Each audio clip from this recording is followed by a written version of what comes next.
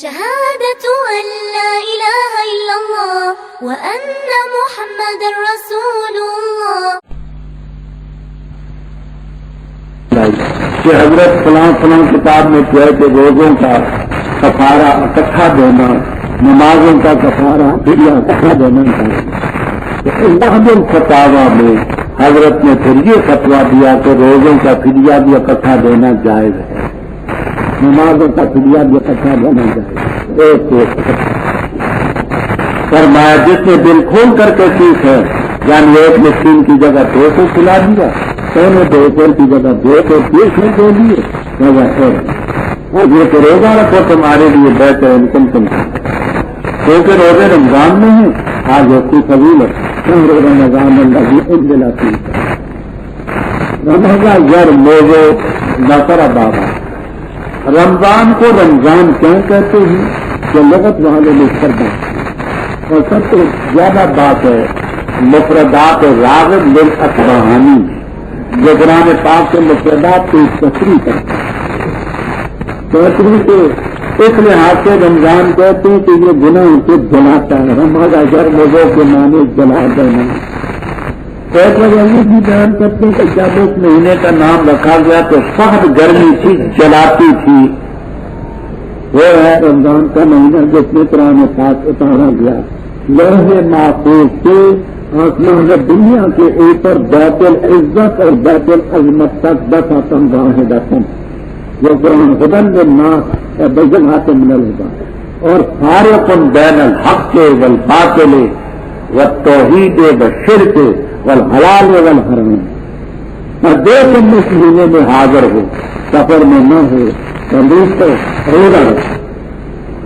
اب اس سے معلوم ہوتا ہے کہ شاید بیمار بھی رکھے نہ کرنا، بیمار مسافر بذکور مستثنی ومن کان مریضا او علی سفر عدۃ من ایام. یہ دوسرے دنوں کی گنتی پورا، یہ دوسرے دنوں کی گنتی دونوں صورتوں میں جائے. تسلسل کے ساتھ روزے رکھیں بہتر ہوئی، لگاتار ایک 2 دن کر کے رکھیں، اس کی بھی جائے. اللہ تعالیٰ ارادہ کرتا ہے تمہارے بارے میں آسان پہلی ارادہ کرتا تنگی کر اور تعبدت پوری کرو. اللہ کی بڑائی بیان کرو. اللہ ہدا کے ربط کسی تفصیل میں لوگوں یہ ربط نہیں دیکھا. یہ میں اپنی طرف سے کہا کرتا ہوں سیتن سدا بن من اللہ تعالی ریتن خطان فمنی ومن الشیطان واستغفر اللہ تعالی. کہ روزے کے بارے میں آگے دعا اور پکار کا مسئلہ درمیان میں کیوں آیا؟ نہ آپ کے روزوں کی سنیے، آگے بھی پیچھے بھی درمیان میں پکار کا مسئلہ کیوں ہوا؟ تو اپنے ذہن میں یہ کام کیا کہ بعض علاقوں میں رمضان کے مہینے میں چلا کر کے ذکر کرتے ہیں، اونچی ذکر کرتے ہیں. 4 تراویح پڑھی اور وہ آسمان پر اٹھا لیا مسجد فرمایا اللہ کو پکارنا چاہتا. خیر ذکر الخفی جہاں شریعت نے بلند آواز کے ساتھ ذکر کی اجازت دی ہے وہاں پر آذان ہے، تکبیر ہے، تلبیہ ہے، ایام تشریق کی تکبیریں ہیں. جہاں بلند آواز سے نہیں تو وہاں آہستہ ذکر. تو رمضان میں کیونکہ لوگ بعض جگہ میں پیچھے چلاتے ہیں اس لیے کرتے یہ درمیان میں. اب کھانے نے بول دی آپ کے پاس کچھ لوگ آئے کہنے لگے حضرت آپ قریب ربنا فنناجیہ ہم بعید فننادیہ.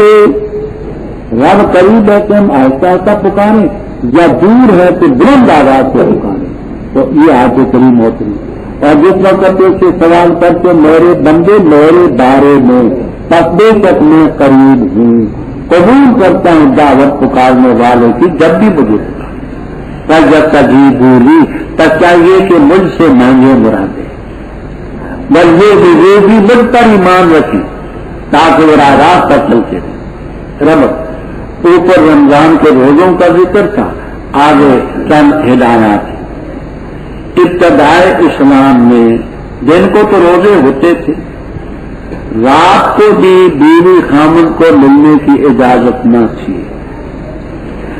بعض نوجوان صحت مند اس پر قابو نہ پا سکے، راتوں کو اپنی بیویوں کے پاس گئے.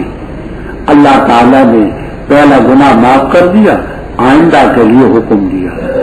حلال کی گئی تمہارے لیے روزے کی رات میں رفث، میل جول اپنی بیویوں سے، وہ تمہارا لباس ہے، تم ان کا لباس.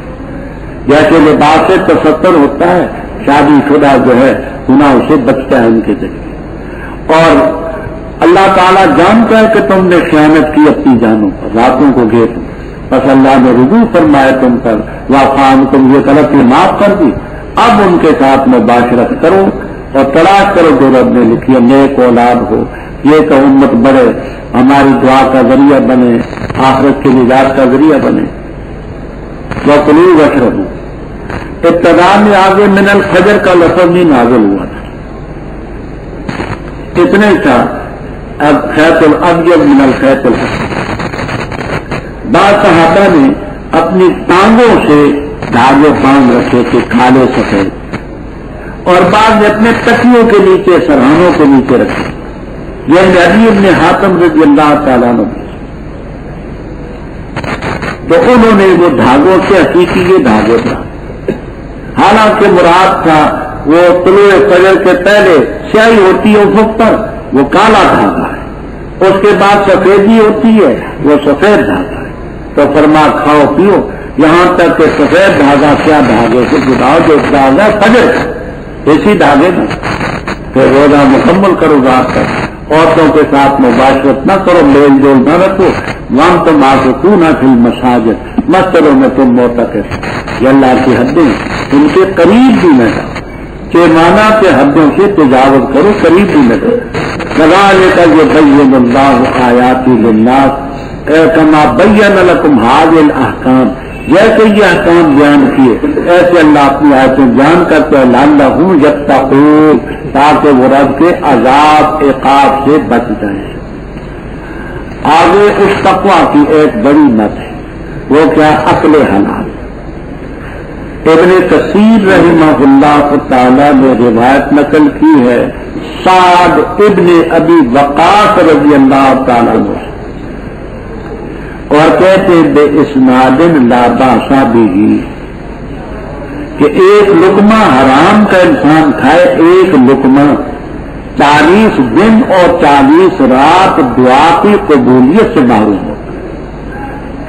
تو جس کا پیٹ ہی حرام سے بھرا ہو اس کا کیا کہنا. اس لیے فرمایا اپنے مال آپس میں باطل طریقے سے نہ کھاؤ. وَتُبْلُوا لا کے نیچے داخل ہے، وَلَا تُبْلُوا بِهَا، نہ قریب کرو ان مالوں کو حکام کے پاس، تاکہ کھا جاؤ تم فریقاً ایک حصہ لوگوں کے مالوں کا گناہ سے.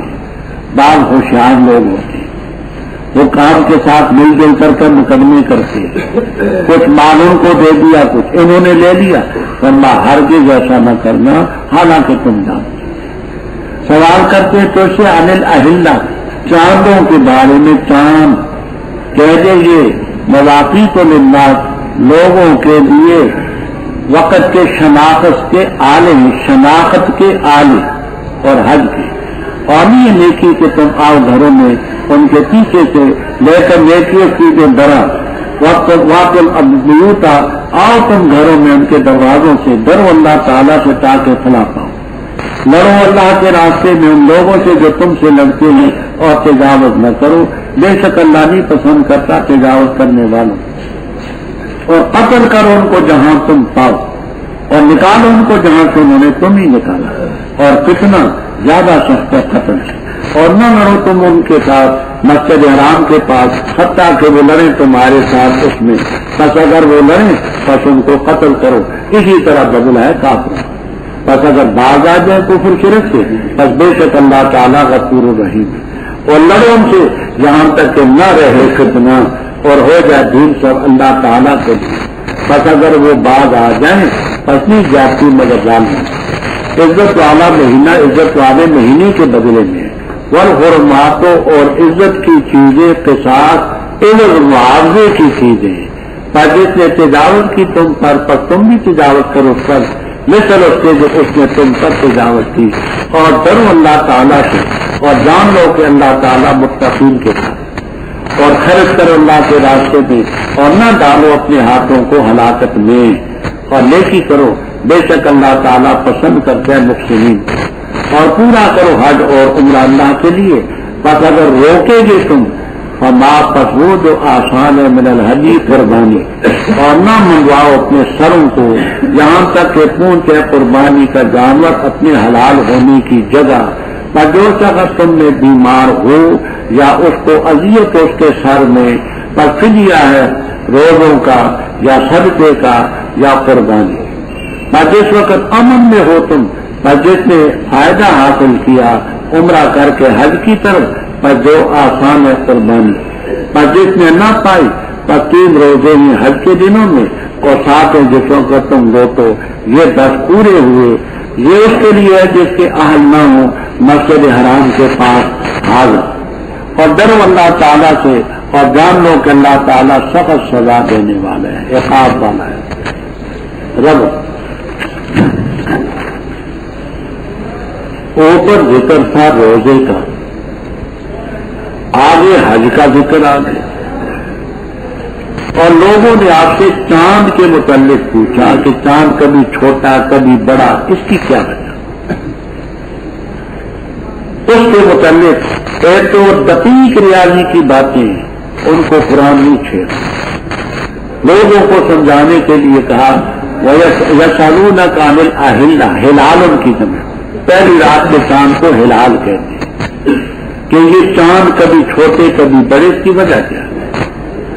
تو فرمایا کہ ہے مواقیت، مواقیت میقات کی جمع ہے، میقات آنے کا چیز ہے، آنا ہے شناخت کے وقت۔ یہ جو ہے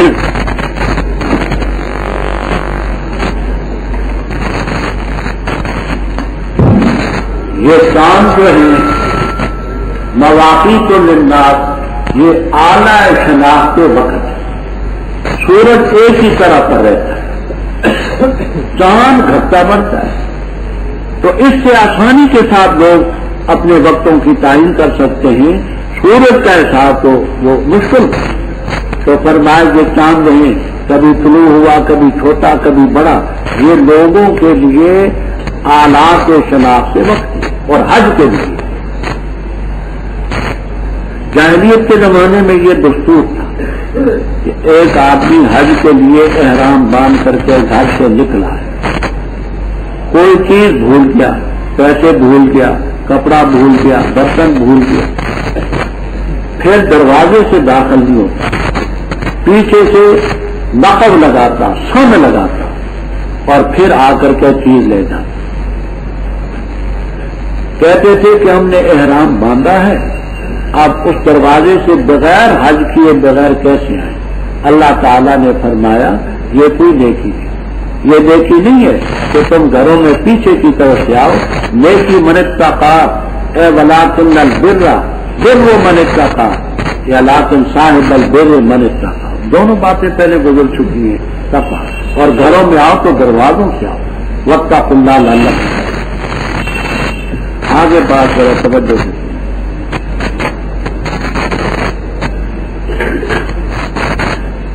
7 ہجری میں عمرے کے لیے جب چلے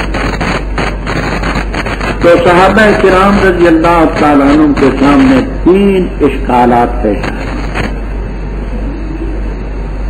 ایک اشکال یہ پیش آیا کہ ہم تو ہوں گے احرام میں، احرام والا لبے نہیں کاٹ سکتا، ناخن نہیں کاٹ سکتا، کافر ہم سے لڑے تو ہم کیا کریں؟ دوسرا، حرم کے اندر لڑائی ممنوع، کافر اگر ہم سے حرم میں لڑیں تو پھر ہماری پوزیشن کیا ہو؟ تیسرا اشکال، شہر حرام، 4 مہینے کے اشہر الحرم، ذوالقعدہ، ذوالحجہ، محرم، چوتھا رہتا، تو ہم تو شہر حرام میں آئے ہیں، اگر شہر حرام میں ہم سے لڑیں تو ہم کیا کریں گے؟ ایک احرام کی حالت، دوسرا حرم، تیسرا شہر حرام. خلاصہ یہ ہے اللہ تعالیٰ نے فرمایا کہ پہل مت کرو، ابتدا مت کرو.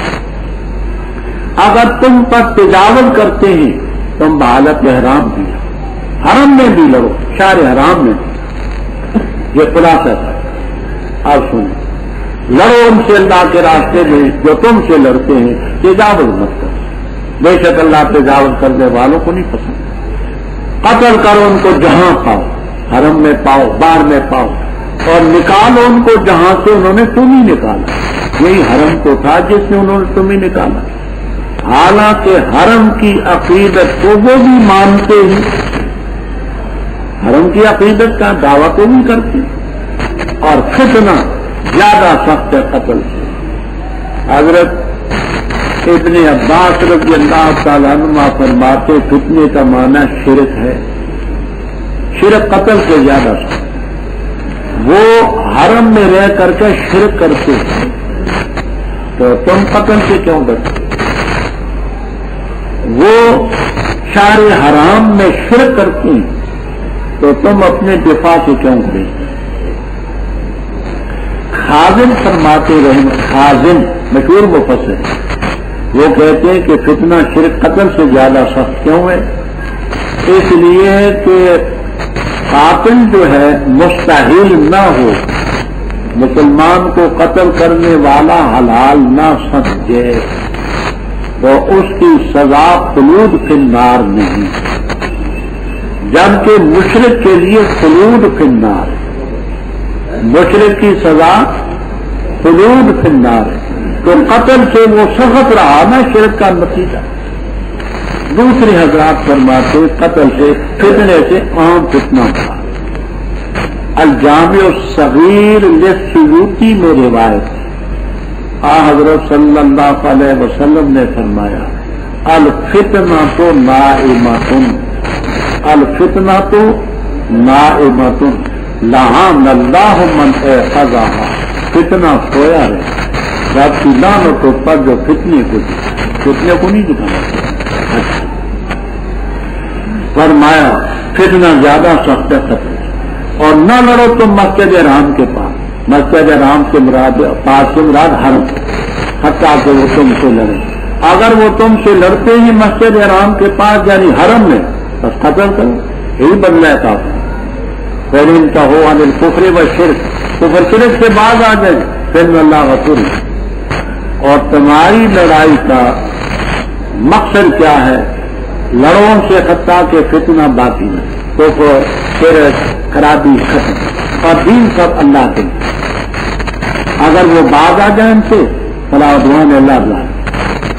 تمہارا یہ سوال تھا کہ شہر حرام میں لڑائی کیسی ہے، تو اشار الحرام و بشار الحرام. شہر حرام کی عزت ان کے لیے بھی تو ہے نا، تو وہ شہر حرام میں لڑتے ہیں تو تم بھی لڑو. شہر حرام کی عزت کے بدلے میں تم کو دفاع کر رہے ہو.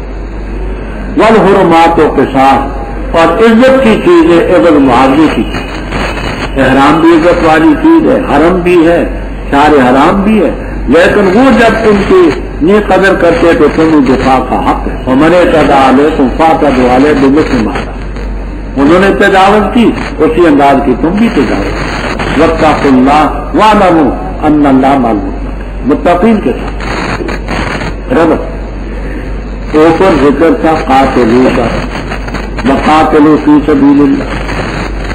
قتال اس وقت تک نہیں ہو سکتا جب تک کہ اسلحہ نہ ہو. اسلحہ بغیر پیسوں کے نہیں ملتا. اس لیے فرمایا کہ وَأَنفِقُوا فِي سَبِيلِ اللَّهِ، اللہ کے راستے میں دل کھول کر کے رکھنے چاہیے، اور نہ ہاتھ اپنے ڈالو الگ تعلقات پھر تعلقات. آج ہی ضابطہ میں بیان کر چکا ہوں، ہلاکت میں ہاتھ مت ڈالو، نیکی کرو. ان اللہ یحب المحسنین. رب اوپر حج کا ذکر تھا، مواقیت للناس والحج، آگے حج کا اور عمرے کا ذکر.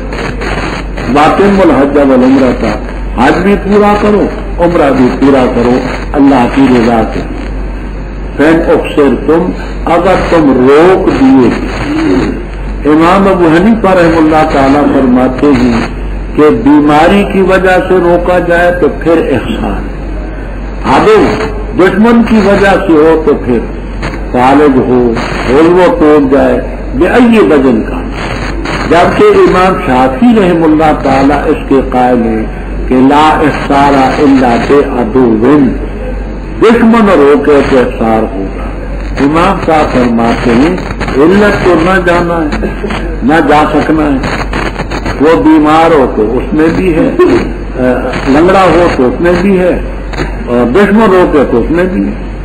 فرمایا اگر روکیں گے تو پس جو آسان ہے قربانی وہ، مسئلہ یہ ہے آدمی نے احرام باندھا تھا حج کے لیے یا عمرے کے لیے، راستے میں روک دیا گیا بیماری یا دشمن کی وجہ سے، احرام سے نہیں نکل سکتا،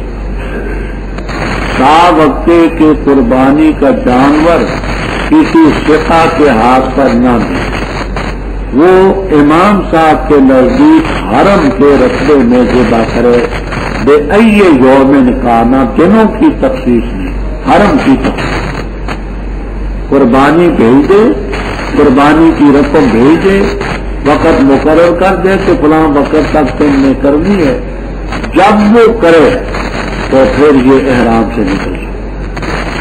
امام شافعی رحم اللہ تعالیٰ کے نزدیک وہی جہاں روکا گیا تھا وہی جانور کو حلال کر سکتا ہے۔ وہ کہتے حدیبیہ میں حرم سے باہر تھا، وہاں انہوں نے جانور سے بچ کیے، جبکہ امام طحاوی رحم اللہ تعالیٰ نے بڑی بات کی ہے، وہ کہتے جس حصے میں قربانی کی تھی وہ حرم میں تو فرمایا جو آسان ہے ہٹی ادنا شاطن، بکری بھیج دو، وہ ذبح کر دے، پھر آرام سے، اور سروں کو نہیں منڈوا سکتے یہاں تک کہ ہڈی اپنی حلال ہونے کی جگہ کو حرم کو نہ پہنچے۔ پر جو شخص تم میں بیمار ہے یا اس کے سر میں تکلیف ہے تو فدیہ ہے روزوں کا یا صدقے کا یا نہیں، احرام باندھا ہے، سر میں تکلیف ہے، بال منڈوانے کی ضرورت ہے، یا جوئیں زیادہ پڑ گئی ہیں جیسے شام نزول ہے، سر منڈوانے کی ضرورت ہے، تو اب کیا کریں؟ سر تو منڈوائے لیکن 3 چیزوں میں سے ایک اسے کرنی پڑے، روزے ہوں تو 3 روزے، صدقہ ہو تو 6 مسکینوں پر نصف یا نصف قربانی کرے بکری۔ روزے کتنے ہیں؟ 3، اور مسکین کتنے ہیں؟ ہر مسکین کو نصف یا نصف قربانی، یہ کرنا۔ اور جب امن میں ہو، اور جس نے تمتع کیا عمرے کے ساتھ حج کی، 3 قسم کے حج ہیں، ایک افراد، ایک تمتع، ایک قران۔ افراد یہ ہوتا ہے کہ میقات سے صرف حج کا احرام، تمتع یہ ہے کہ میقات سے عمرے کا احرام باندھے، عمرے کے افعال سے فارغ ہو کر احرام سے نکل آئے، پھر یوم الترویہ 8ویں تاریخ کو لجہ کو حج کا احرام باندھے، اور قران اس کو کہتے ہیں کہ میقات سے حج اور عمرے دونوں کا ایک ساتھ احرام۔ تو فرمایا جس نے تمتع کیا عمرے کا حج کی طرف، بس جو آسان ہے قربانی، مفرد حاجی پر قربانی لازم نہیں، مفرد حاجی پر قربانی لازم کرے تو ثواب ہے، لیکن متمتع اور قارن پر لازم ہے، اور یہ دم تشکر ہے، شکریہ کا دم ہے، خود بھی کھا سکتا ہے، تو فرمایا جو آسان قربانی ہو کرے، لیکن اگر قربانی نہیں پا سکتا تو 3 روزے ہی حج میں، 8واں روزے 8ویں تاریخ تک 3 روزے رکھ لے، وہ سب اذا رجعتم، ساتھ ہے جس وقت کے تم لوٹو۔ امام ابو حنیفہ رحمہ اللہ تعالی منع کرتے ہیں اذا رجعتم من افعال الحج ولو کنتم بمکہ تھا، افعال حج سے فارغ ہو جاؤ، مکے میں بھی رکھ، جبکہ امام شافعی رحمہ اللہ تعالی فرماتے ہیں اذا رجعتم الی اوطانکم، اپنے وطنوں کو آؤ تو پھر یہ 10 روزے پورے ہوئے، 7 اور 3 10۔ ذالکا کا مشارن الیہ تمتع، فمن تمتع میں جو تمتع مصدر ہے اس کی طرف راجی۔ یہ تمتع اس کے لیے ہے کہ جس کا گھر مسجد حرام کے آس پاس ہے۔ بات تو طویل ہے، میں مختصر کرتا ہوں غور سے۔ امام مالک رحمہ اللہ تعالی کا مسلک یہ ہے کہ مکے والے یہ تمتع نہیں کر سکتے۔ وبہ قال الطحاوی، امام طحاوی رحمہ اللہ تعالی بھی اسی کے قائل۔ امام عطا رحمہ اللہ تعالی فرماتے ہیں کہ حرم والے تمتع نہیں کر سکتے، حرم والے۔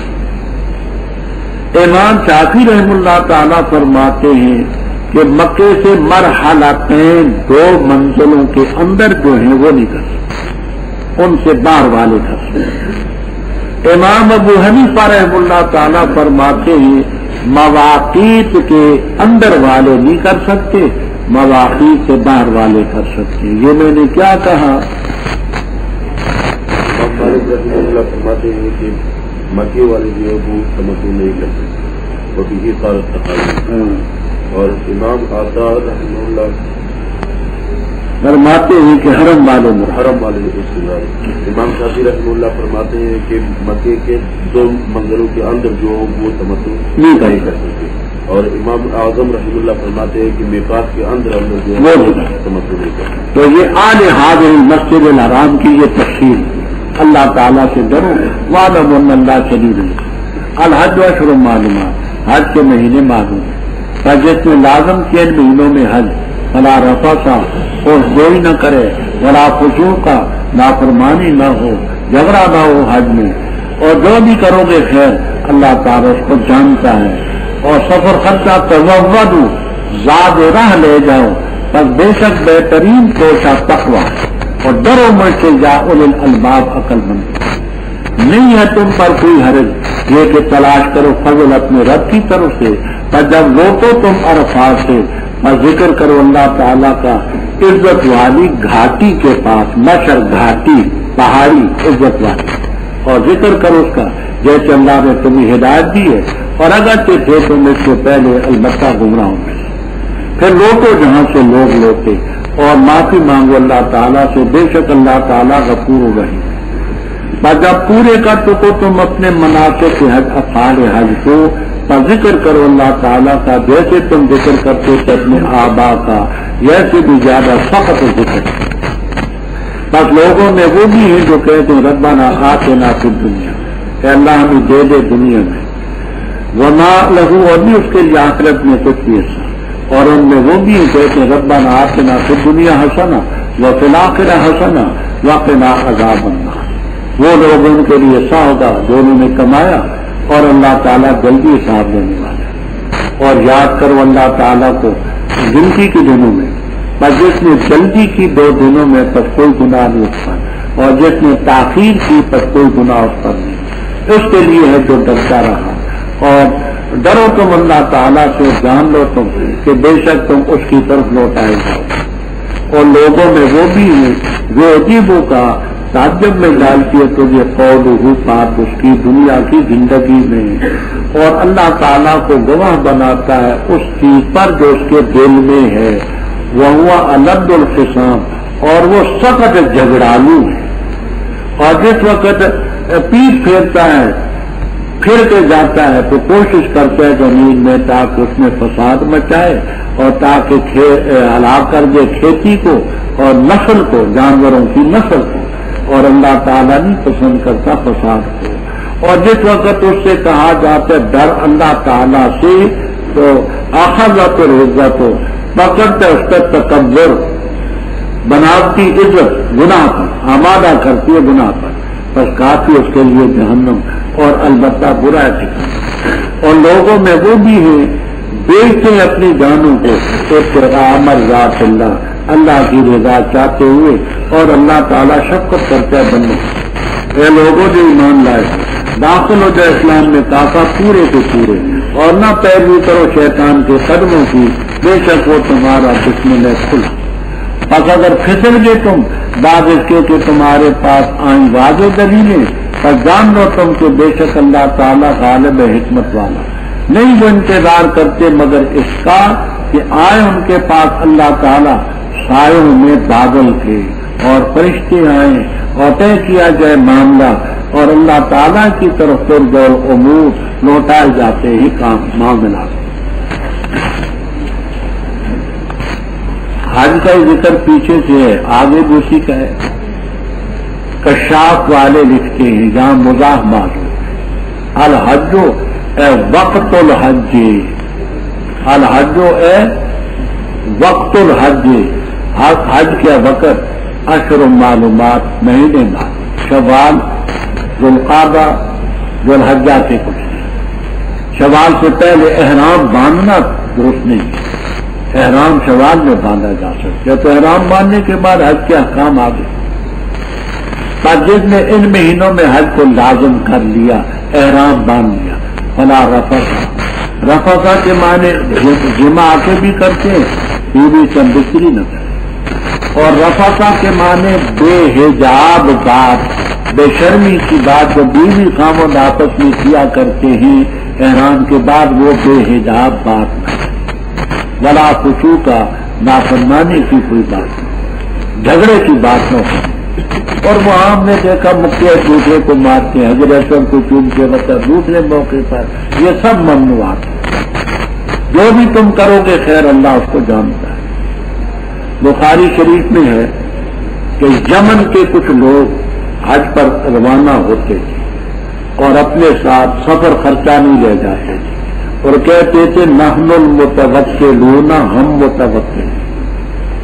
آگے جب بھوک تنگ کرتی تو لوگوں سے مانگتے، تو اللہ تعالیٰ نے فرمایا وتزودوا، سفر خرچہ ساتھ لے جاؤ۔ بہترین زاد جو ہے سفر خرچہ تقوی عن السوال، سوال سے بچنا ہے، گھر سے لے جاؤ گے مانگنے کی نوبت نہ آئے گی۔ واتقون یا اولی الالباب، اولو کا لفظ یاد رکھنا، اولو کا لفظ زو کی جمع ہے من غیر لفظ ہی، اولو کس کی جمع ہے؟ زو کی من غیر لفظ، جیسے رکاب کا لفظ راحلتن کی جمع من غیر لفظ، اور جیسے نساء یہ نسوتن اور نساء امرأتن کی جمع من غیر لفظ، اور الباب لبن کی جمع جس کے معنی عقل کے ہیں، اے عقل مندو مجھ سے کرو۔ آگے بات، جاہلیت کے زمانے میں لوگ حج کرتے تھے تو تجارت بھی کرتے تھے۔ صحابہ کرام رضی اللہ تعالیٰ عنہ کو اشکال پیش آیا کہ اب ہم تو حج کے لیے آئے ہیں، عمرے کے لیے آئے ہیں، تو اس میں خرید فروخت کریں گے تو ہمارے اجر اور ثواب میں کمی نہ ہو۔ رب تعالیٰ نے فرمایا کوئی حرج نہیں، کیونکہ اصل مقصود تمہارا حج اور عمرہ ہے، خرید فروخت مقصود بذات تو نہیں ہے نا، یہ تو بہتر بات، کوئی حرج نہیں تم قرضے کے تلاش کرو فضل اپنے رب کا، بیچنے سے فائدہ ہو خریدنے میں کوئی نہیں۔ جب وہ تو عرفات سے تو اللہ تعالیٰ کا ذکر کرو، مشعر الحرام، اس گھاٹی کے پاس جو عزت والی، اس کا نام ہے جبل قزح، آپ قندھاری، اور زنا والی، ذکر والی نہ، وہ طرف قاری جانیں گے، وہ ہم پہلے کے لوگ ہیں، قاری بعد کو آئے۔ ہمارے دور میں ہم یوں پڑھاتے تھے، الف بے تے سے ہم نے یوں پڑھا ہے، اب کہتے ہیں الف با تا سا، قرات کا فن، تو ہم پرانے لوگ ہیں، تو اس لیے میں نے کہا کہ وہ خدا کے معنی پہاڑی کے ہی، وہ مزدلفہ میں پہاڑی، اس کے پاس جا کر کے اللہ کا ذکر کرو۔ اب وہ پہاڑی صرف شہزادوں کے لیے خاص ہے، عربی شہزادوں کے لیے دوسرا کوئی دم نہیں مار سکتا، تو عرفات بھی سب کا سب موقف ہے، الا بطن عرنا، بطن عرنا کے علاوہ سب عرفات میں ٹھہرا۔ اللہ تعالیٰ سب کو حج کی توفیق عطا فرمائے۔ وہاں عرفات میں مسجد نمرہ ہے، اس کی دیوار قبلے کی طرف جو گرائی جائے تو وہ بطن عرنا میں پڑے، وہ بطن عرنا وہ حرم میں ہے، باقی عرفات ہل میں۔ وہاں لوگ کھڑے ہوتے ہیں، بیٹھتے ہیں، چھوٹے پولیس والے مارتے ہیں کہ مت بیٹھے۔ لوگ نادان ہیں، وہ کہتے ہیں ہمیں ساری جگہ میں نہیں بیٹھنے دیتے، حالانکہ وہ صحیح کرتے ہیں، وہاں ٹھہرنے سے حج میں خلل پیدا ہو۔ تو عرفات سب کا سب موقف ہے بطن عرنا کے علاوہ۔ مزدلفہ سب کا سب موقف ہے الا وادی محصر، بصیغہ میں فاعل۔ وہ وادی محصر ایک رقبہ ہے 540 ضیا کا، ارد گرد جنگلے بھی لگے ہوئے ہیں۔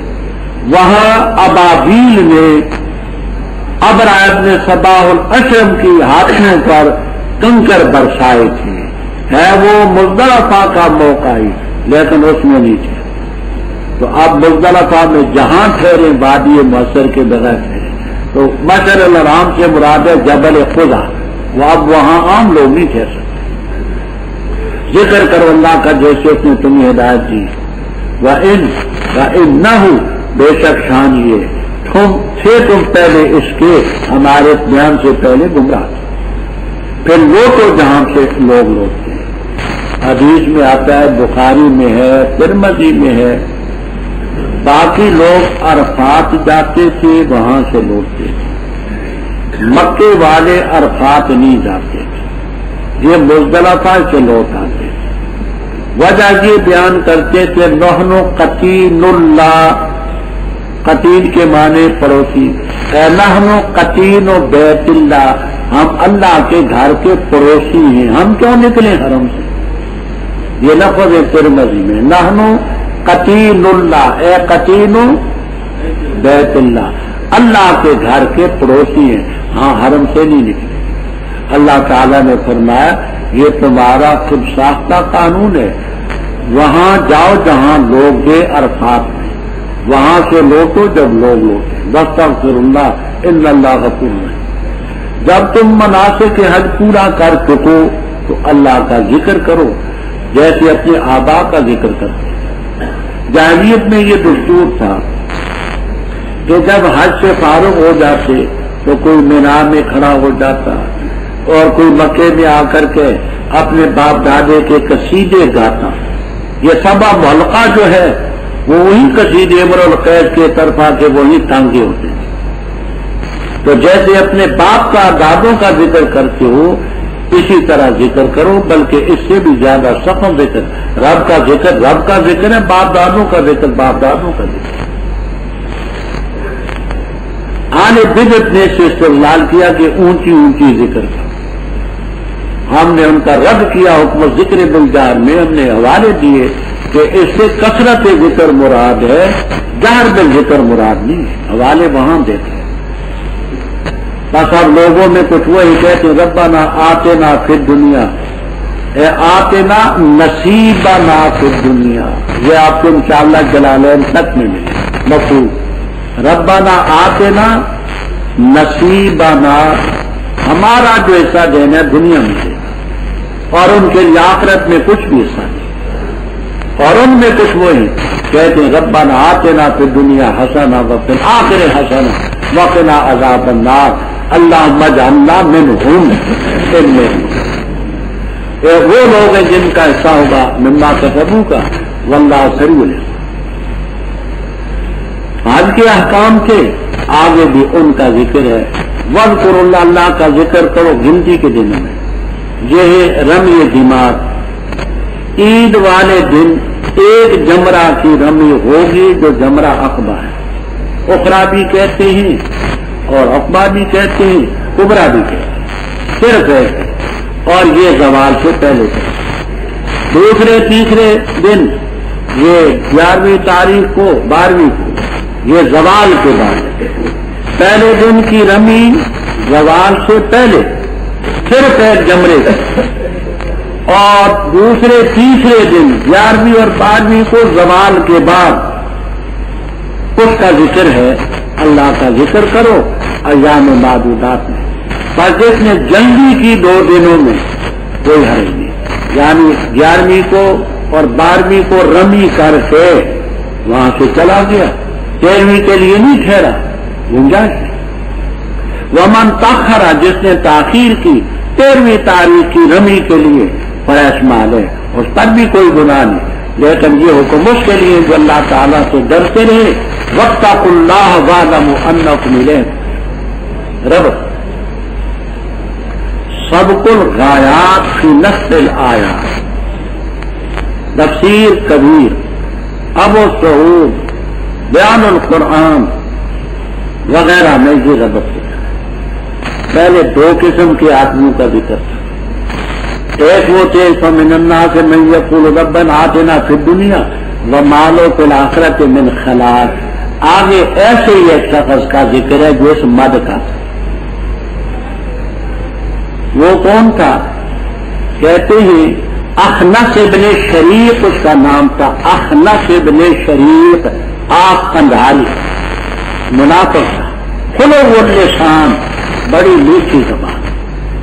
وہ آپ کی مجلس میں آتا، آ کر کے کہتا حضرت ہمارے جیسا بھی کوئی سعادت مند ہوگا، اللہ تعالیٰ نے آپ کو ہمارے پاس خود حضرت آپ کو دیکھ کر کے دل خوش ہوتا ہے، آنکھیں منور ہوتا ہے۔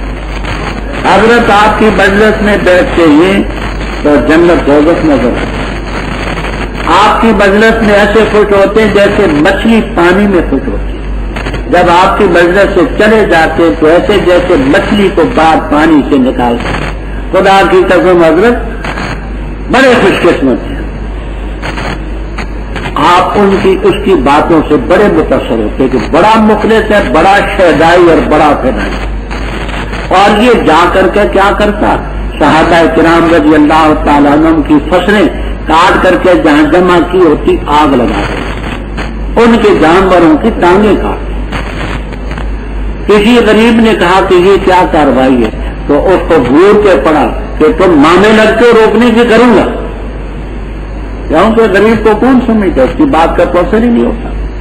تو اس کا ذکر ہے ومن الناس، لوگوں میں وہ بھی ہے تعجب میں ڈالتی ہے تو یہ بات اس کی دنیا کی زندگی میں اخنس ابن شریق منافق، اور اللہ تعالیٰ کو گواہ بناتا ہے اس چیز پر جو اس کے دل میں، دل خدا گواہ ہے، اللہ کی قسم بس کیا کہیں، وہ الگ دل کے ساتھ سب سے جھگڑالو ہے، جب پیٹ پھیر کر کے جاتا ہے کوشش کرتا ہے زمین میں فساد مچانے کی، اور جو نکل ہر سب نسل حیوانوں کی نسل کو تباہ کرتا ہے اور کھیتیوں کو آگ لگاتا ہے، واللہ لا یحب الفساد۔ اور جب اس سے کہا گیا اللہ سے ڈر، اخذت العزت، وہ بات کیا اس کو تکبر، غرور، وہ بناوٹی عزت، وہ بھارتی گناہ پر کروں گا، وہ کون ہوتا ہے روکنے والا، بس اس کے لیے کافی ہے جہنم والا بیسل دیا ربط۔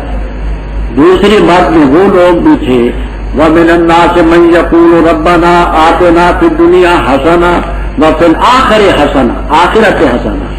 اب اس مد کے ایک بزرگ کا ذکر، تفسیر ابن جریر طبری، البحر المحیط، معالم التنزیل، حازم ابن کثیر، روح المعانی، تمام تفسیروں میں ان کا نام لیا ہے صہیب رومی۔ یہ رومی نہ تھے، بخاری کی روایت میں ہے نمری تھے، نمری، یہ بنو نمرہ قبیلہ من قبائل العرب، یہ چھوٹے بچے بڑے خوبصورت، بڑے حسین، ظالم اٹھا کر لے گئے اور روم میں ان کو بیچ دیا، وہیں پلے، اس لیے ان کو رومی کہا جانے لگا، ورنہ بخاری میں موجود ہے کہ نمری تھے، نمر قبیلے۔ حضرت صلی اللہ علیہ وسلم جب ہجرت کر کے چلے گئے تو چند دنوں کے بعد حضرت صہیب رضی اللہ تعالیٰ عنہ بھی ارادہ کر چکے کہ میں بھی جاتا ہوں۔ اتفاق کی بات تھی، آدمی ساتھ اور کوئی نہ تھا، اکیلے تھے۔ ان کے جانے کا جب پتہ چلا تو ان کی رقم دینی تھی ایک مشرک نے، قیل امیہ وقیل ابی وقیل عقبہ بن ابی معیط وقیل غیر ذالک، یہ سب باتیں آپ کو ملیں۔ اس نے ان کی رقم دینی تھی کافر نے، اس نے خیال کیا کہ شعیب اگر قتل ہو جائے تو مجھ سے کون رقم مانگے گا، نہ رہے بانس نہ بجے بانسری، تو اس لیے اس کو قتل کروا دینا چاہیے کہ مجھ سے یہ رقم نہ مانگے، زندہ رہا تو کسی نہ کسی وقت تو مانگے گا۔ خود اقدام نہیں کر سکتا تھا، پتا تھا بڑے غضب کا تیر انداز ہے صہیب رضی اللہ تعالی، یہ جس وقت چل پڑے اس نے لوگوں کو ابھارا، او قریشیو اور تمہاری غیرت کہاں گئی، محمد صلی اللہ علیہ وسلم تمہارے ہاتھ سے نکل گئے، ابو بکر رضی اللہ تعالیٰ کو تمہارے ہاتھ سے نکل گئے، عمر رضی اللہ تعالیٰ کو تمہارے ہاتھ سے نکل گئے، اب یہ غلام بھی بھاگ رہا ہے تو مجھ کے لیے بھی نہیں ہو، ابھارا لوگوں پیچھے لے چل پڑے۔ آگے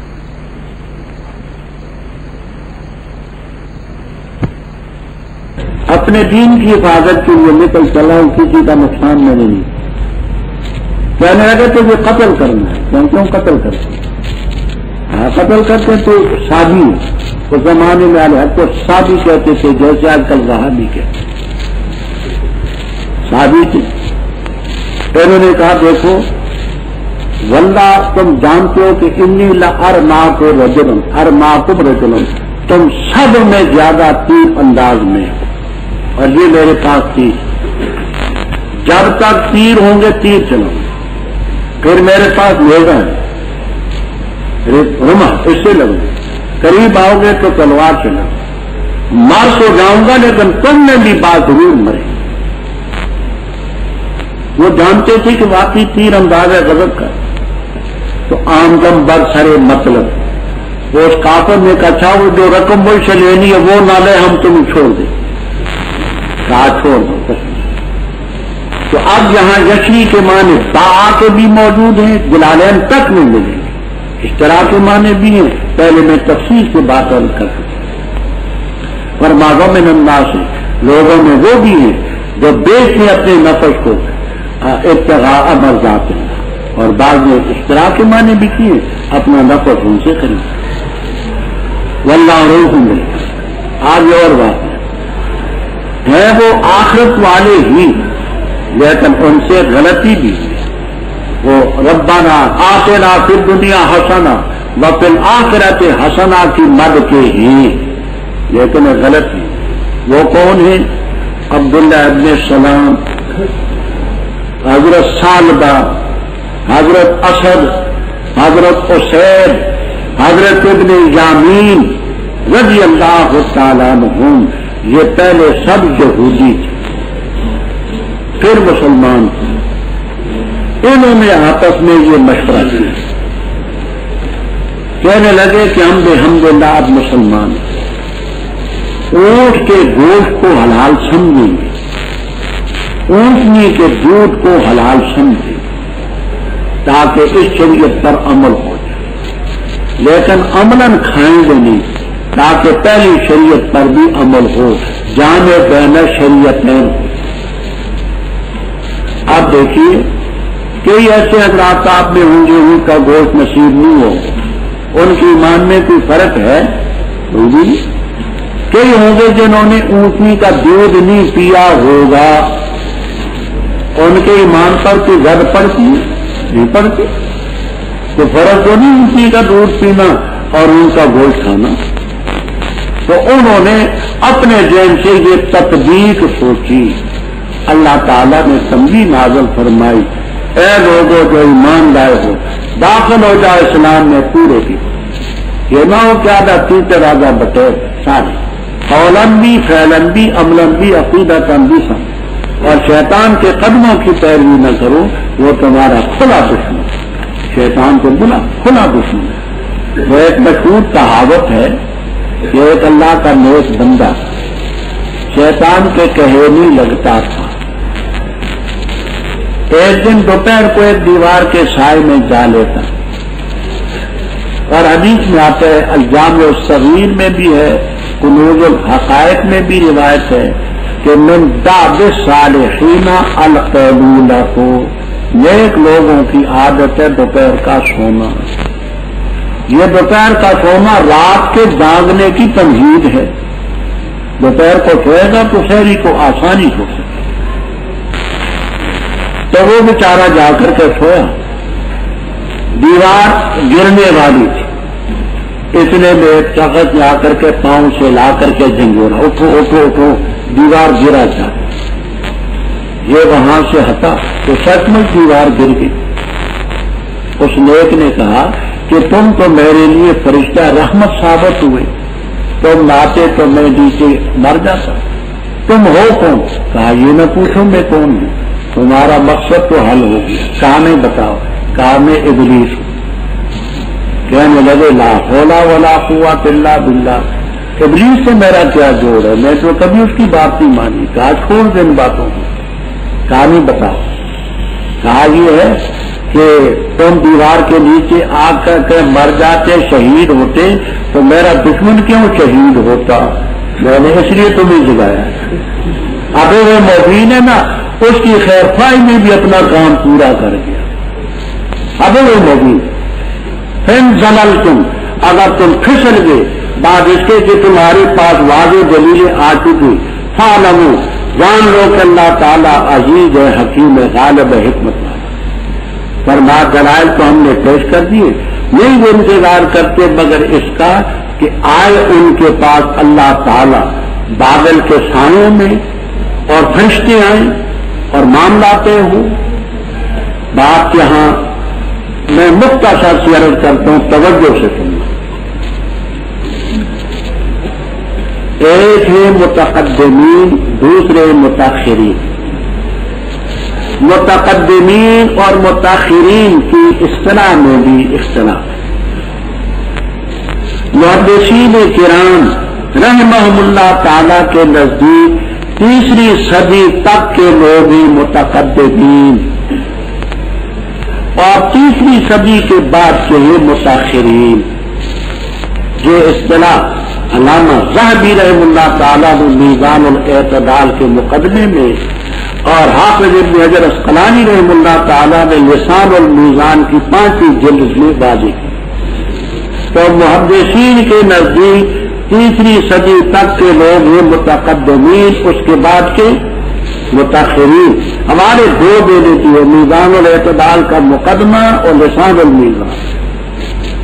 اور فقہا کی اصطلاح میں الحد الفاصل بین المتقدمین والمتاخرین الامام شمس الائمہ حلوانی.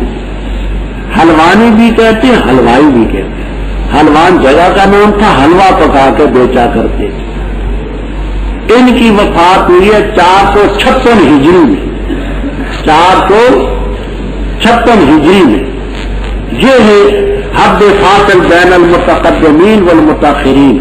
جیسے کہ التعلیقات السنیہ اعلیٰ طبقات البحیہ میں تصریح ہے، جو مولانا لکھنوی رحم اللہ تعالیٰ کی کتاب ہے. تو متقدمین کے نزدیک یہ جتنی صفات ہیں اپنی حقیقت پر محمول ہے، کیفیت ہم نہیں جانتے. کون سی؟ الرحمن علی العرش استوى، رحمان عرش پر مستوی ہے.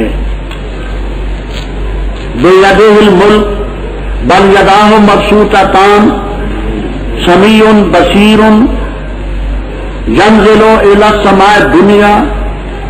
سب اپنی حقیقت پر کیفیت ہم نہیں جانتے. متقدمین یہ مانا چاہتے، متاخرین تعویل کرتے. وہ کہتے استواء علی العرش سے مطلب یہ ہے کہ وہ حکمران خود ہے، کسی اور کو حکومت نہیں.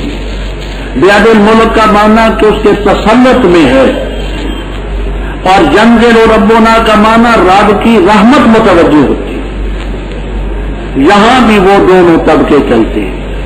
ایک طبقہ کہتا ہے الا ان یاتیہم اللہ، جو آنا رب کی شان کے لائق حقیقت پر محمول ہے، کیفیت ہم نہیں جانتے. دوسرے کہتے ہیں کہ اس کا معنی ہے یاتیہم اللہ، اللہ تعالی کا امر آئے گا جیسے 14ویں پارے سورہ نحل میں ذاتیہ امر و ربکا کے لفظ موجود فرمایا نہیں انتظار کرتے مگر اس کا کہ اللہ تعالیٰ آئے جیسے اس کی شان کے لائق عند المتقدمین یا رب کا حکم ہے عند المتاخرین بادل کے سایوں میں فرشتے آئیں اور معاملہ طے ہوں وَإِلَى اللَّهِ تُرْجَعُ الْأُمُورُ اللہ تعالیٰ ہی کی طرف تمام معاملات لوٹائے جائیں گے. من الشیطان الرجیم بسم اللہ الرحمن الرحیم. سوال کر بنی اسرائیل سے کتنی دی ہم نے ان کو نشانیاں واضح اور جو شخص بدلے اللہ تعالیٰ کی نعمت کو بعد اس کی خود کے پاس آ چکی بس بے شک اللہ تعالیٰ سخت سزا دینے والا ہے. مزین کیجیے ان لوگوں کے لیے جنہوں نے کفر اختیار کیا زندگی دنیا کی اور وہ مسخرہ کرتے ان لوگوں سے جو ایمان لائے حالانکہ وہ لوگ جو ڈرتے رہے ان کے اوپر ہوں گے قیامت کے دن اور اللہ تعالیٰ رزق دیتا ہے جس کو چاہے بغیر حساب. 6 لوگ ایک ہی گروپ بس اللہ تعالیٰ نے بھیجا پیغمبروں کو خوشخبری سنانے والے اور ڈرانے والے اور نازل کی ان کے ساتھ کتابیں حق کے ساتھ تاکہ وہ فیصلہ کرے لوگوں کے درمیان اس چیز میں کہ جس میں لوگوں نے اختلاف کیا ہے اور بھی اختلاف کیا فی ہے اس حق میں مگر ان لوگوں نے جن کو دیا گیا اس کو حق بعد اس کے ان کے پاس آ چکی واضح دلیلیں سرکشی کرتے ہوئے آپس میں بس اللہ تعالیٰ نے ہدایت دی ان کو جو ایمان لائے اس چیز کی طرف جس میں اختلاف کیا تو ان لوگوں نے حق سے اپنے علم اور حکم سے اور اللہ تعالیٰ رہنمائی کرتے جس کی چاہے صراط مستقیم کی طرف. کیا تم خیال کرتے ہو کہ داخل ہو جاؤ گے جنت میں اور ابھی تک نہیں آئی تمہارے پاس مثال ان لوگوں کی جو گزر چکے تم سے پہلے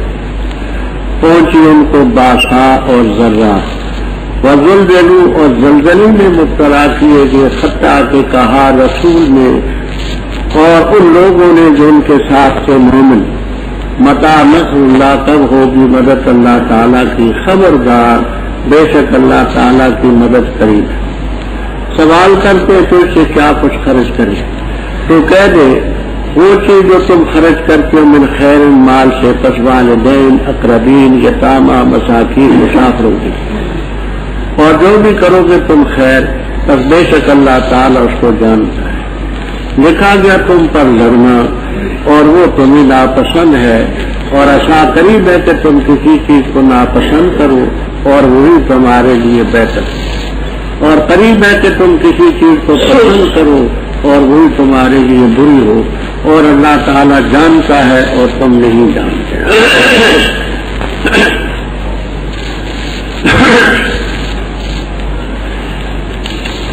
رب تفسیر سبق الغایات فی نسق الآیات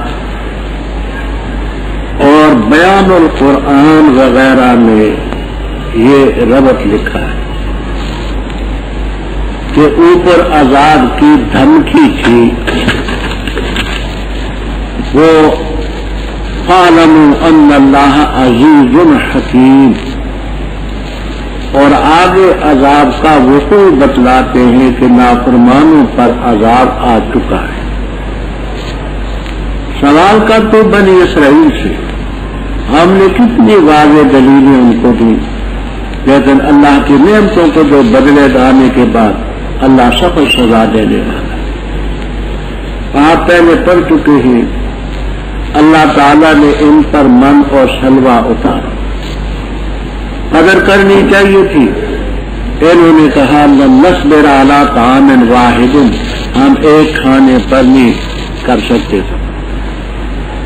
ان کے لیے اللہ تعالیٰ نے فرقنا بکم البحر سمندر پھاڑا. اللہ کا شکریہ ادا کرتے پار گئے تو کہنے لگے اجعل لنا الہا کما لہم آلہہ ہمیں بھی ایسا الہ بنا.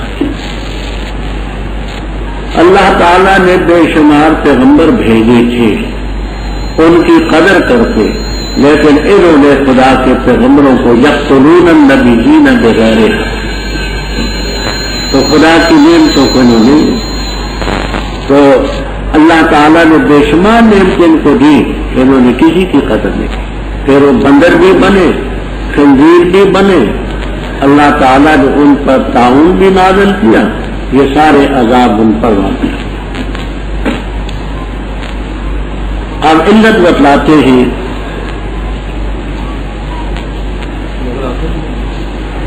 ٹائم نظر تو خیر آتا ہے، ٹائم ہی کر دے 41 کر دے 41 منٹ نہیں ٹھیک ہے کوئی ٹھیک 41 کر دو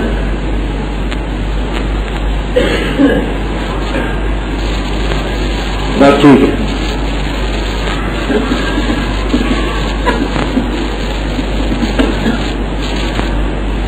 بس ٹھیک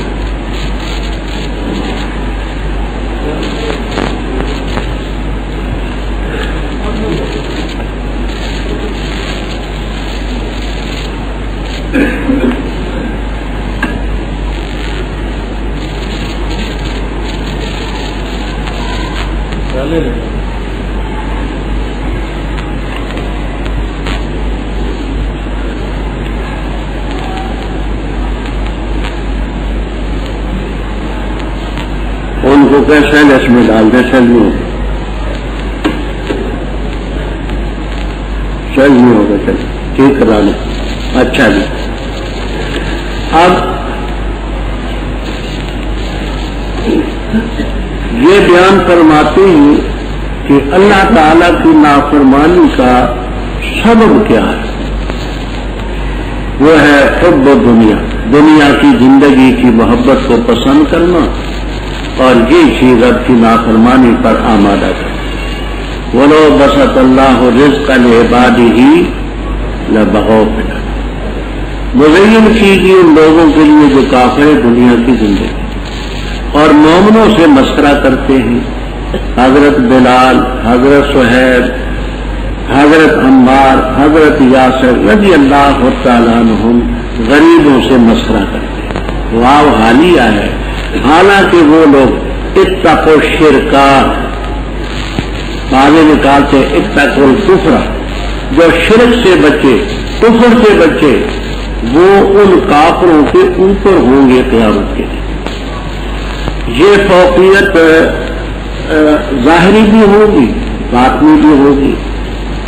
ظاہری فوقیت وہ ہوگی کہ جنت کا محل وقوع اونچا ہے، جہنم پس مقام پر ہے، اور باطنی فوقیت یہ ہوگی کہ ایمان ایمان ہے، نیک نیک ہے، بد بد ہے۔ باقی ان لوگوں کا یہ خیال کرنا کہ یہ غریب ہے، ان کے پاس مال نہیں، تو یہ بھی قبولیت کی دلیل نہیں۔ اللہ تعالیٰ مال نیکوں کو بھی دیتے ہیں، بدوں کو بھی دیتے ہیں۔ واللہ یرزق من یشاء بغیر حساب، اللہ تعالیٰ رزق دیتا ہے جس کو چاہے بغیر حساب۔ بغیر حساب کا یہی آپ بخوب سمجھ لیں اور لکھ لیں۔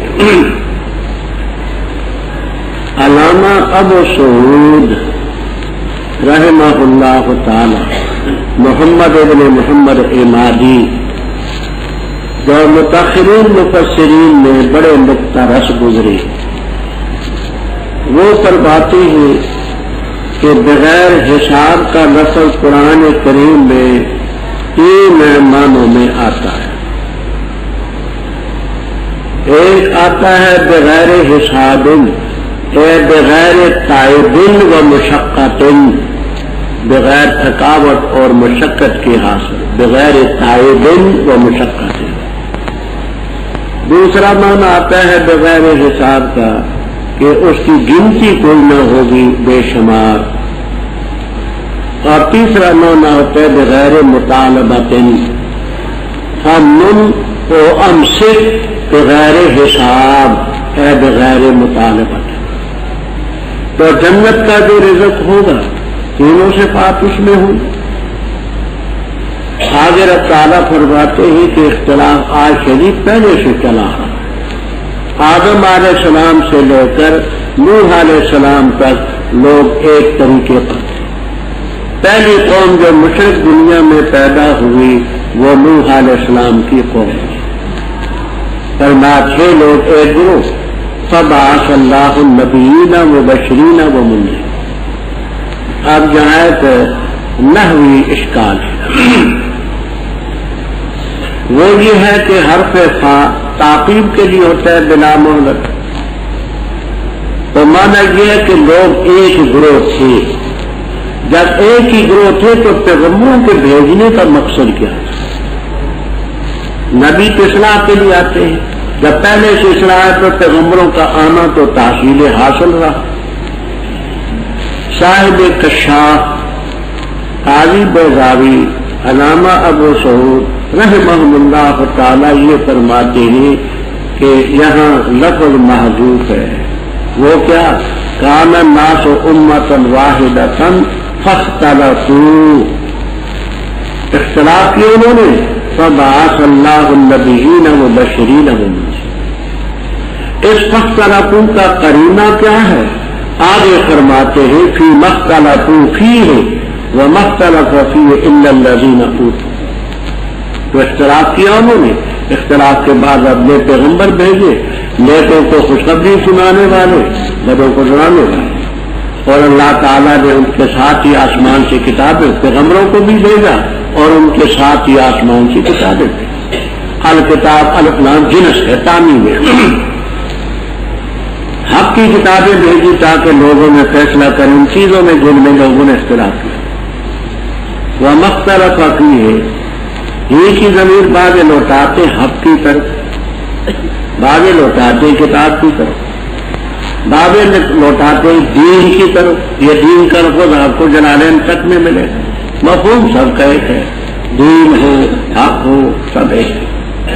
تو نہیں اختلاف کیا اس حق میں مگر ان لوگوں نے جن کو دیا گیا بعد اس کے ان کے پاس واضح دلیلیں آ چکی، بغین بینہم۔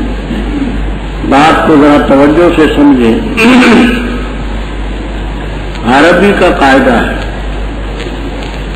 کہ کلام میں جو قید ہوتی ہے حکم اس بات کا ہو یا نفی کا ہو، اس قید کی طرف راجع ہوتا ہے۔ کلام میں کوئی قید ہو، قید تو اس بات کا حکم بھی اور نفی کا بھی اس کی طرف راجع ہوتا ہے۔ مختصر المعانی مطول وغیرہ میں یہ ضابطہ لکھا ہے۔ مثلا یہ کہ ما جاءنی زید راکبن، راکبن حال ہے، حال قید ہوتی ہے، تو اب ما جاءنی زید یہ جو نفی کا حکم ہے کہ زید نہیں آیا، تو یہ لوٹے گا راکبن کی طرف کہ سوار ہو کر کے نہیں آیا، یہ نہ کہیں گے کہ آیا نہیں۔ ما جاءنی زید راکبن کا مطلب یہ نہیں ہوگا کہ زید آیا نہیں، نفی کس کی ہوگی؟ رکوع کی ہوگی۔ تو قید ہو اس بات کا حکم اسی کی طرف راجع ہوتا ہے، نفی کا اسی کی طرف راجع ہوتا ہے، قاعدہ یہ ہے۔ اور یہاں یہ قاعدہ فیصلی بیٹھتا، کیوں؟ اس لیے کہ یہاں بغین قید ہے، بغین سرکشی، آپ اسی طرح سے سمجھیں، یہاں قید ہے بغین۔ اب اس قید کی طرف حکم لوٹے تو مانا یہ بن جاتے ہیں، اور بھی اختلاف کیا اس میں بغین سرکشی کرتے ہوئے آپس میں،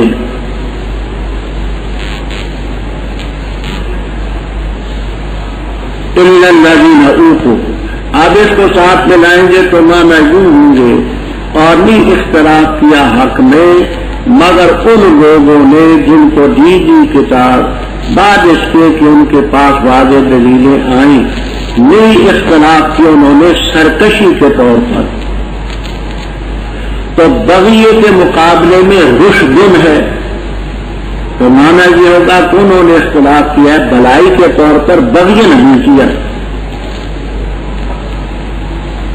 تو یہ تو مقصود کے خلاف ہے. ان کا جو اختلاف تھا تو سرکشی کے طور پر تھا. یہ میرے کیا کہا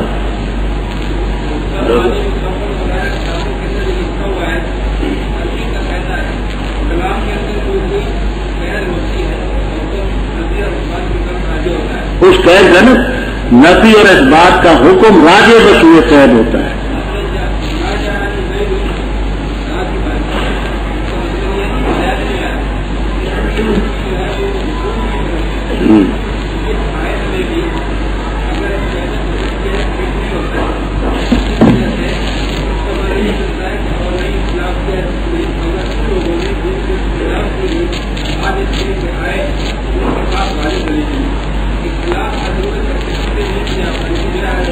تو یہ اختلاف کو انہوں نے بغین سرکشی کے طور پر اختلاف نہیں کیا. تو بغین کے مقابلے میں تو رشدن ہے, ہدایتن ہے. تو مانا یہ ہوگا کہ انہوں نے جو اختلاف کیا رشدن و ہدایتن کیا, بغین نہیں کیا. تو یہ تو مقصد کے خلاف ہے. آسان جواب وہ ہے جو جلالین میں, باقی طویل ہے. وہ کہتے اس میں تقدیم اور تاخیر ہے. وہ کیسے وہ مختلف فیہ ہے, وہ مختلف فیہ ہے من بعد ما جاءتهم البینات بغیا بینہم الا الذین اوتوہ. یہ استثناء کو مقدم سمجھتے ہیں. وہ مختلف فیہ ہے من بعد ما جاءتهم البینات بغیا بینہم, نے اختلاف کیا اس میں بعد اس کے کہ ان کے پاس واضح دلائل آ چکی, بغیا بینہم سرکشی کرتے ہوئے, الا الذین اوتوہ مگر انہوں نے جن کو دی گئی. تو صاحب جلالین سیوطی رحم اللہ تعالی فرماتے ہیں کہ یہ استثناء مقدم ہے. تو اصل یہ ہے وہ مختلف فیہ من بعد ما جاءتهم البینات بغیا بینہم الا الذین اوتوہ, مگر انہوں نے جن کو یہ کتاب دی گئی انہوں نے کیا. تو تقدیم تاخیر مانتے. دوسرا صاحب کشاف وغیرہ کہتے ہیں کہ یہاں اختلافوں کا لفظ الگ نکالا, مانا یوں کرتے ہیں اور بھی اختلاف کیا حق میں, مگر ان لوگوں نے جن کو دی گئی کتاب بعد اس کے واضح دلیلیں آ چکی. اختلافوں بغین بینہم, انہوں نے سرکشی کرتے ہوئے اختلاف کیا. بس اللہ نے ہدایت دی ان کو جو ایمان لائے اس چیز کی طرف جس میں انہوں نے اختلاف کیا تھا حق کے اندر بے اذن. واللہ یہدی من یشاء الی صراط مستقیم. اوپر اختلاف کا ذکر تھا کہ لوگ آپس میں اختلاف کرتے رہے. اس اختلاف میں لڑائی کی نوبت بھی آتی ہے, جنگ بھی ہوتی ہے, جہاد بھی ہوتا ہے, تکلیفیں بھی اٹھانی پڑتی ہیں. تو اللہ تعالیٰ فرماتے ہیں اے مومنو کیا تم خیال کرتے ہو کہ تم جنت میں داخل ہو جاؤ گے اور ابھی تک تمہارے پاس ان لوگوں کی مثالیں نہیں ہیں جو تم سے پہلے گزر چکے, بڑی بڑی تکلیفیں آئیں. مستہم الباساء والضراء. علامہ اظہری رحمہ اللہ تعالی کے حوالے سے میں عرض کر چکا ہوں باساء و ضراء کا مطلب مالی پریشانیاں بھی بدلی اور ایسے حالات پیدا کر دیے گئے کہ زلزلے کی کیفیت. حقیقتاً زلزلہ مراد نہیں ہے, جیسے زلزلے میں افراتفری ہوتی ہے تو زلزلے کی کیفیت ان پر جاری کی گئی. حتیٰ یقول الرسول والذین آمنوا معہ متی نصر اللہ. آواز آئی الا ان نصر اللہ قریب. ہمارے حضرت مرحوم مولانا حسین علی صاحب رحمہ اللہ تعالی یہ ربط دیتے تھے کہ پہلے چونکہ یہاں ضمن جہاد کا ذکر ہے, آگے ساتھ انفاق کا ذکر ہے, اور مسلمانوں کو چند چیزیں پوچھنے کی ضرورت پیش آئی. انہوں نے یسألونک ماذا ينفقون, پھر آگے یسألونک عن الشہر الحرام، پھر آگے یسألونک عن الخمر والمیسر، یسألونک عن الیتامى، پھر آگے یسألونک عن المحیض۔ وہ یسألونا کا ربط جوڑتے کہ یہ اشکالات پیش آئے، یہ بھی سوال کیا، یہ بھی کیا، یہ بھی کیا، یہ بھی۔ اور اس انفاق کا جہاد سے تعلق تو واضح ہے کہ اوپر ضمن جہاد کا ذکر ہے، آگے انفاق کا ذکر بھی ہے کہ اللہ کے راستے میں مال کریں۔ سوال کرتے کیا کچھ خرچ کریں؟ تو کہہ دے ماں انفاق، تم جو بھی خرچ کرو مال سے، بس ماں باپ، قریبی رشتے داروں، یتیموں، مسکینوں، مسافروں، ان کا مقصد یہ تھا کہ کتنی مقدار کا ہو۔ اللہ تعالیٰ نے مقدار ان کے حوالے کر دی، ماں انفقتم، جو بھی تم، وہ تمہاری سوادی تھا، جتنی تمہیں توفیق ہو۔ ہاں مصارف یہ ہیں، ان مصارف میں جو بھی خیر کرو گے اللہ تعالیٰ اس کو بخوبی جانتا ہے۔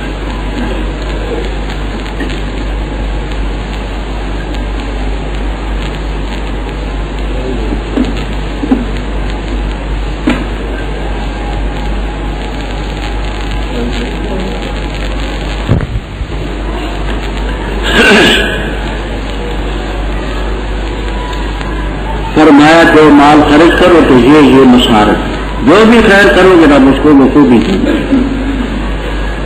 اوپر ضمنی طور پر قتال کا ذکر تھا، اب صراحتاً حکم ہوا کتب علیکم القتال، تم پر لڑنا فرض کیا گیا، کفار سے لڑنا، اور بظاہر تمہیں لڑنا ناپسند ہے، طبی طور پر کون لڑائی کو پسند کرتا ہے، لیکن ممکن ہے تم کسی چیز کو ناپسند کرو، وہی تمہارے لیے بہتر ہے۔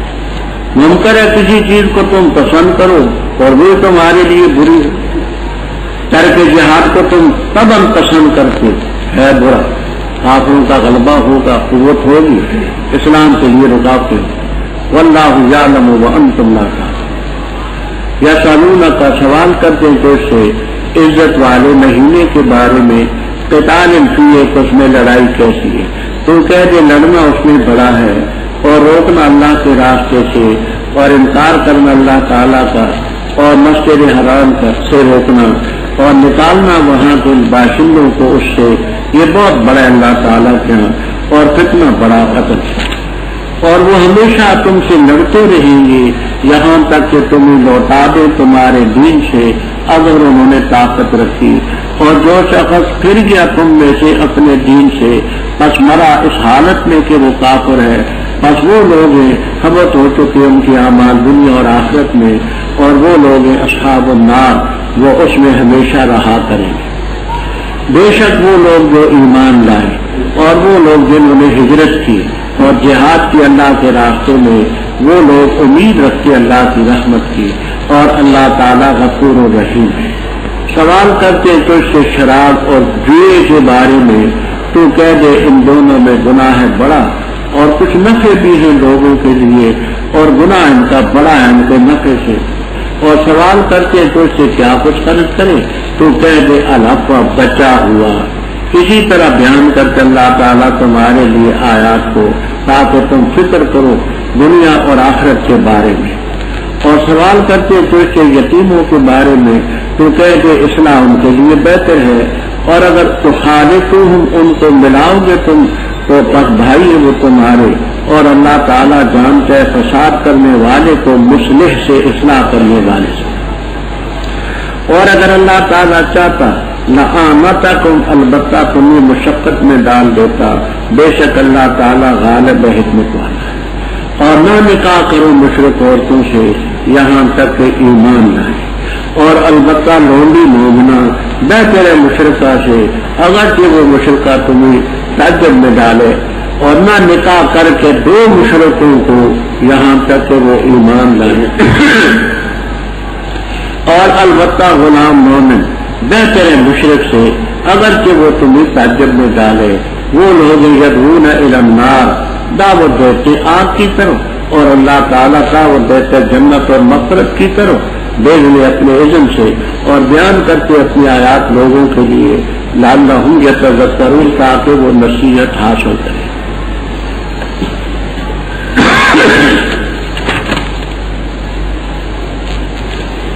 رب کبھی میں نے حضرت مرحوم کے حوالے سے بیان کیا ہے۔ شان نزول اس کی ہے، حضرت صلی اللہ علیہ وسلم نے ایک سریہ بھیجا۔ سریہ کے معنی چھاپا مار دستہ۔ قاموس والے لکھتے ہیں من 500 الی 400 وقیل 500، 5 سے لے کر کے 400 تک یا 500 تک کے لشکر پر سریہ کا لفظ بولا جاتا ہے۔ اس سریہ کا امیر آپ نے مقرر کیا عبداللہ ابن جحش رضی اللہ تعالیٰ عنہ۔ ابتدا میں 4 مہینوں کے اندر لڑائی ممنوع تھی، اشہر الحرم تھے، ذوالقعدہ، ذوالحجہ، محرم اور رجب۔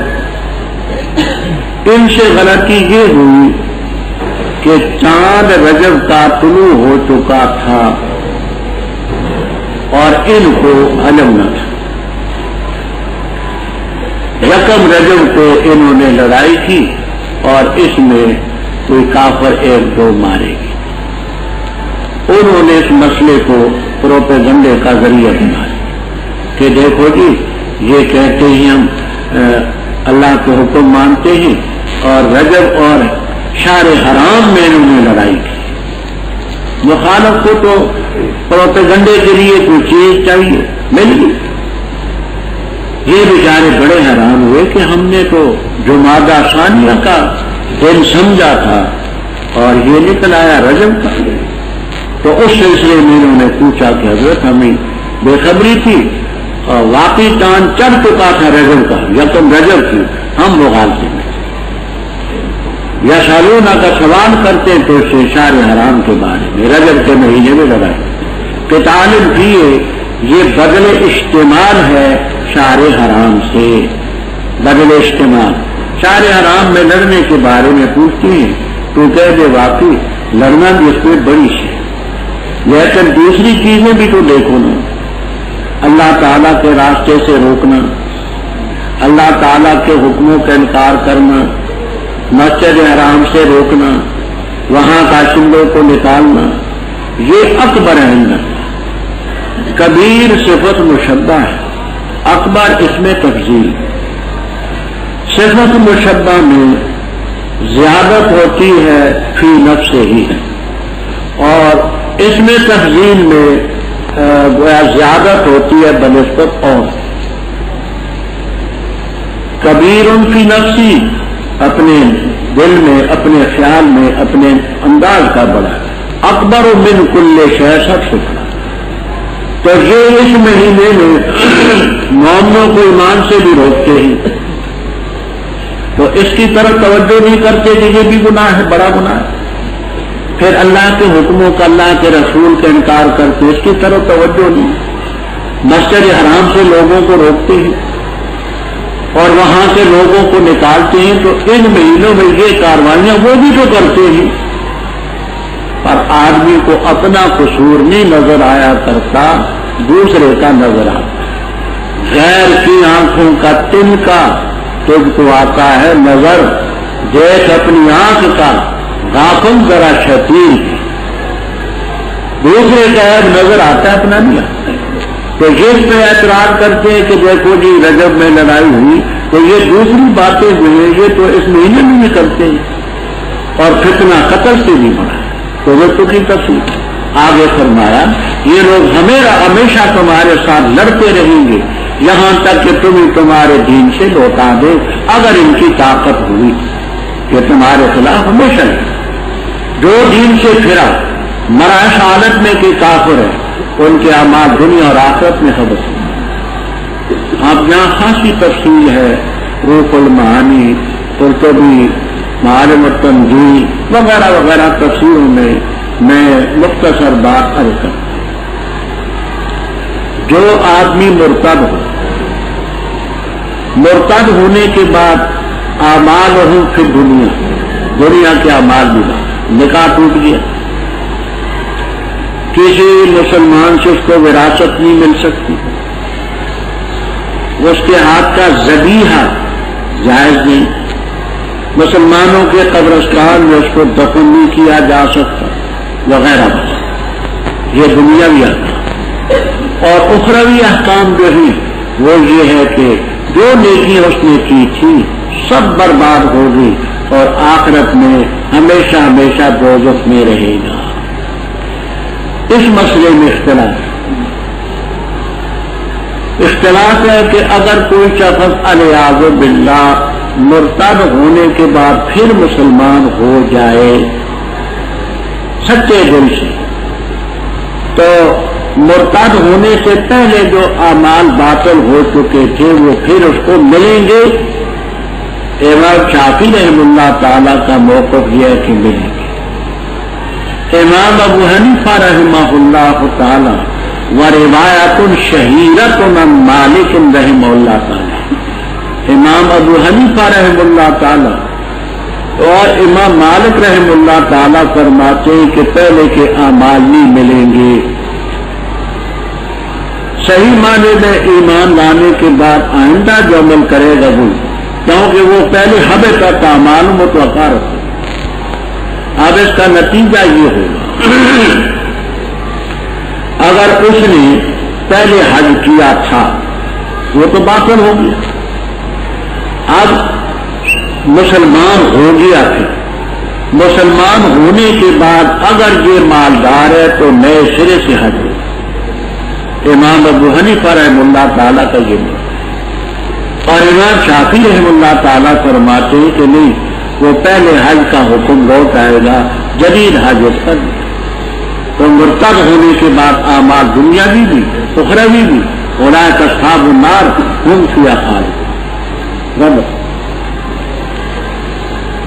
اتنی بات تو ثابت ہوگی کہ ان مسلمانوں نے جو یکم رجب کو آدمی مارا تھا، لڑائی کی تھی، غلط فہمی کا شکار ہو کر کے، گناہ تو کوئی نہ، اب یہ بیان تھا کہ ہمیں کچھ اجر بھی ملے گا یا نہیں؟ اللہ تعالیٰ فرماتے ہیں ملے گا، ان الذین آمنوا، بے شک وہ جو ایمان لائے، والذین ہاجروا وجاہدوا فی سبیل اللہ اولئک یرجون رحمت اللہ، اللہ کی رحمت کی امید ہے، واللہ غفور۔ یسالونا کا ربط ابھی میں نے بیان کیا، یہ سوال بھی کیا شراب کے متعلق اور جوئے کے متعلق۔ شراب کے متعلق اسلام میں 4 دور گزرے۔ پہلا دور تھا سورہ نحل میں جو مکی صورت ہے، اللہ تعالیٰ نے نشے کی چیز کو احسان کی مد میں تتخذون منہ رزقن سکرن و رزقن حسن، سکرن و رزقن حسن، اس مقام پر شراب کو نعمتوں کی مد میں شمار کیا۔ حلال کی شراب پینے والے پیتے تھے۔ دوسرا دور یہ ہے، پوچھا آپ سے سوال کرتے ہیں شراب اور جوئے کے متعلق، تو کہہ دے فیہما اسم کبیر، ان میں گناہ بڑے، کچھ نفع بھی ہے لوگوں کے لیے لیکن گناہ کا پہلو نفع سے زیادہ، اس میں بھی حرمت نہیں آئی، لیکن یہ بتا دیا کہ کچھ فوائد بھی ہیں، نقصانات زیادہ ہیں۔ تیسرا دور کے بارے میں آپ پڑھیں گے، لا تقربوا الصلاۃ وانتم سکارا حتی تعلموا ما تقولون، کہ نماز کے اوقات میں مت پیو، آگے پیچھے اجازت۔ چوتھا دور 7ویں پارے میں آئے گا، انما الخمر والمیسر والازلام ریش من عمل الشیطان فاجتنبوہ، آخری پر قطعی طور پر حرام کر دیا گیا اور وہ کر دیا۔ تو فرمایا کہ ان میں کچھ نفع بھی ہے۔ شیخ الرئیس نے ابن سینا نے اپنی قانون کی کتاب میں یہ لکھا ہے کہ مثلا شراب میں 50 فوائد ہیں، اعصاب کو تقویت پہنچاتی ہے، رگوں کو گویا کہ تقویت پہنچاتی ہے، رنگ صاف کرتی ہے، یہ ہے وہ. ان کو پڑھ کر کے انسان حیران ہوتا ہے کہ اتنی مفید چیز کو کیوں حرام کر دیا. پھر جس وقت نقصانات بیان کرتے تو وہ 150 نقصان بیان کرتے، تو 50 فائدے ہیں، 150 نقصانات. طبی نقطہ نظر سے جوئے میں یہ فائدہ ہے کہ بغیر مشقت کے پیسے جلدی ہاتھ میں آ جاتے ہیں. نفع بھی تو ہے، لیکن ان کے گناہ کا پہلو بہت زیادہ ہے. وہ سالونہ کا ماضا جن سے سوال کرتے ہیں کہ کیا کچھ خرچ کرے، کتنی مقدار میں ہو، تو کہہ دے الاقوا انل حاجت، جو تمہاری ضرورت سے زائد ہو اس میں سے خرچ کرو. ایسا نہ ہو کہ اپنی ضرورت کی چیز خرچ کر دو اور اس سلسلے میں تمہیں پھر دقت اور دشواری پیش آئے. اسی طرح اللہ تعالیٰ آیات بیان کرتے ہیں تاکہ تم تتفکرون فی الدنیا اے فی امور الدنیا والآخرہ، دنیاوی امور کو بھی غور فکر سے سمجھو، آخرت کے امور. اور سوال ابتدا میں یتیموں کے متعلق حکم تھا. مثلا بھائی ہیں، چچے زاد بھائی ہیں، خالہ زاد ہیں، پھوپھی زاد ہیں، اور اس کی زیر نگرانی ہے. تو حکم تھا کہ یتیم کا کھانا الگ پکے، اس کا سالن بھی الگ پکے، آٹا بھی الگ گونڈا جائے، سب. آپ سمجھتے ہیں کہ گھروں میں بیویوں کے لیے یہ بڑا مشکل ہے.